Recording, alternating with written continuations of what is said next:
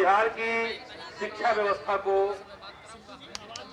दुरुस्त करने के लिए यहाँ पर मौजूद, क्योंकि आपकी जो लड़ाई है निकालने में टाइम लगेगा, तो आपकी जो लड़ाई है वो सिर्फ रोजगार का बात नहीं, रोजगार की तो मांग है, लेकिन जर्जर जो बिहार की शिक्षा व्यवस्था है उसको बचाने के लिए आप लोग संघर्ष कर रहे हैं। और इसलिए आप तमाम लोगों को मैं अपनी तरफ से अभिवादन करता हूं, आपको प्रणाम करता हूं। साथियों, हाल फिलहाल में नीति आयोग की एक रिपोर्ट आई है और नीति आयोग की रिपोर्ट ये कह रही है कि विकास के 7 पैमाने पर बिहार जो है वो सबसे नीचे है, सबसे निचले पायदान पर है। और हम समझते हैं कि उसका सबसे बड़ा जो कारण है वो है बिहार की बदहाल शिक्षा व्यवस्था।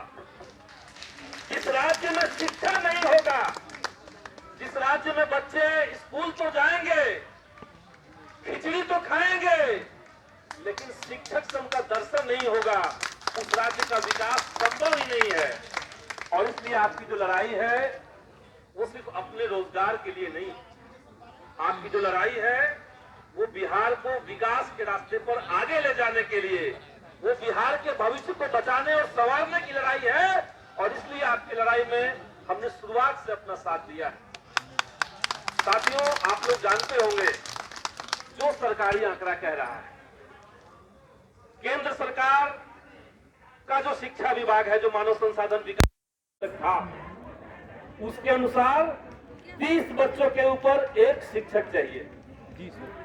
लेकिन बिहार के अंदर क्या स्थिति है आज? 8000 से ज्यादा स्कूल ऐसे हैं जिसमें 100 बच्चों पर भी एक शिक्षक नहीं है, उससे भी ज्यादा बच्चों का आंकड़ा हो गया है। तो स्कूल में शिक्षक नहीं है, लेकिन आज केंद्र से लेकर के राज्य सरकार जो है वो आज देश को विश्व गुरु बनाने की बात कहता है। आप उनसे सवाल कीजिए कि जब स्कूलों में नहीं होंगे गुरु तो भारत कहां से बनेगा विश्व गुरु?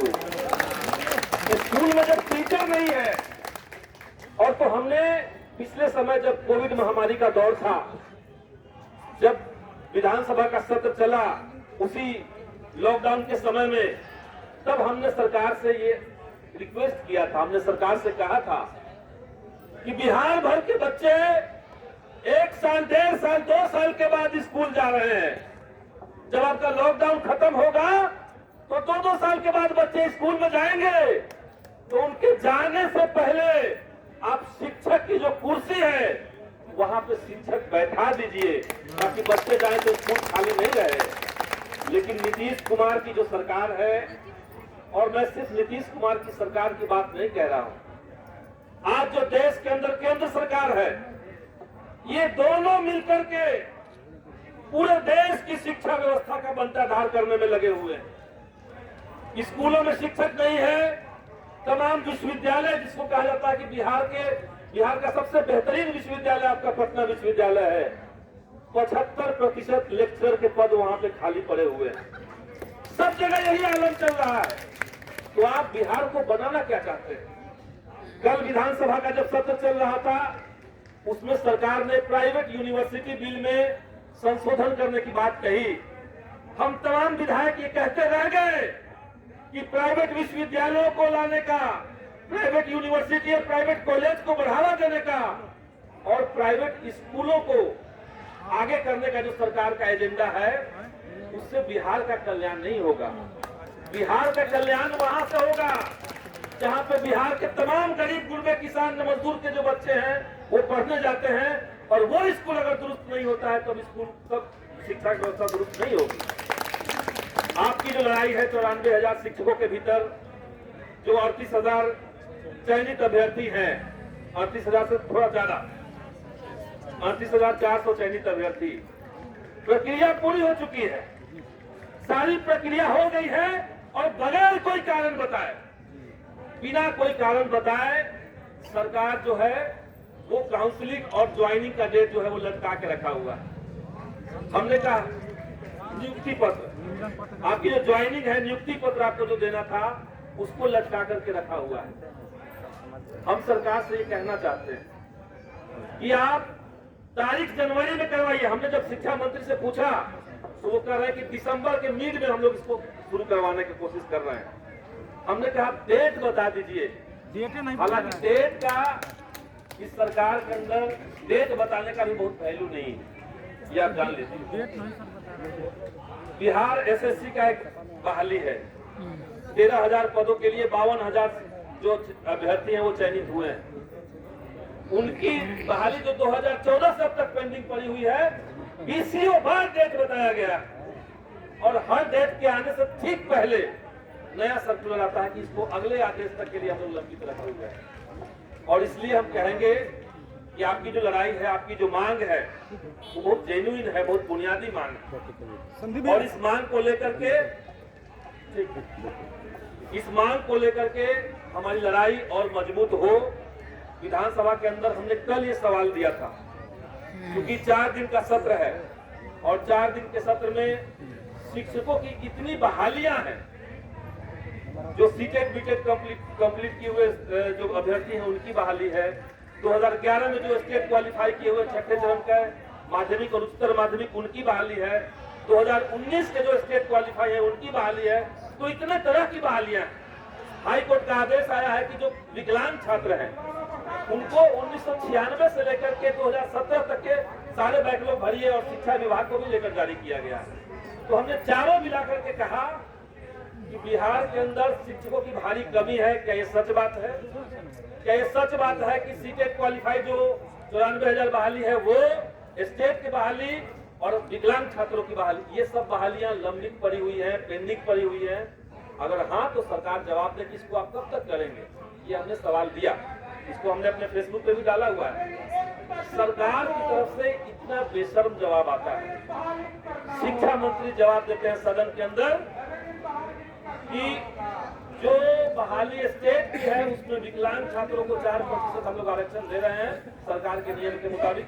बस सवाल कुछ और था और जवाब कुछ और आ रहा है।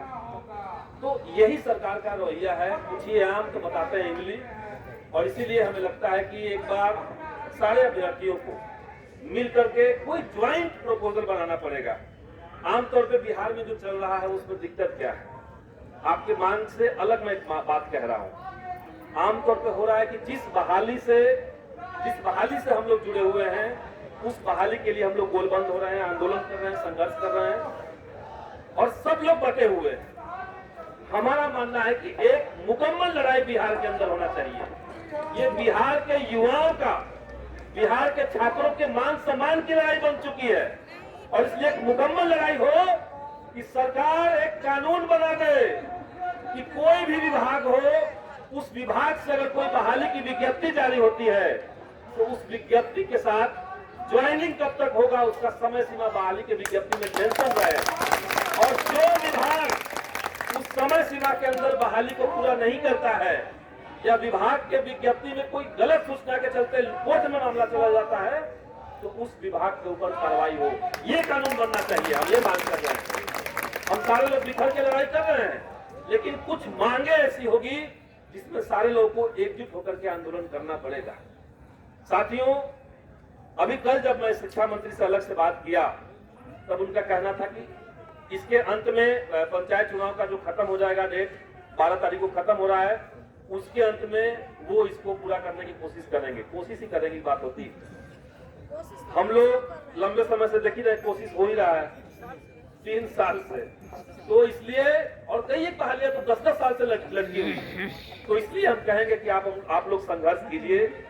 सदन में आपकी आवाज को हम लोग उठा रहे हैं, मजबूती के साथ उठा रहे हैं, लेकिन हमारा मानना है कि सदन के अंदर की जो लड़ाई होती है वो अपने आप में पर्याप्त लड़ाई नहीं होती। सदन के अंदर संघर्ष चले और सदन के ऊपर सड़कों के आंदोलन का दबाव बनता रहे, ये सब लड़ाई हम लोग जीत पाएंगे। इसलिए सदन की लड़ाई से ज्यादा महत्व मैं देता हूं सड़क की लड़ाई का। सदन के अंदर हम इस बार गए, लेकिन 1 दशक से ज्यादा समय से शिक्षा रोजगार को लेकर के देश के तमाम इलाकों में, दिल्ली समेत तमाम इलाकों में हम लोगों ने संघर्ष किया है। और इसलिए सड़क का जो संघर्ष है उसका वैल्यू क्या होता है, उसका मतलब क्या होता है, इसको हम लोग जानते हैं। सड़क पर उतर के आप लोग आंदोलन कर रहे हैं। आप तमाम साथियों के बाद सलाम करते हैं और फिर से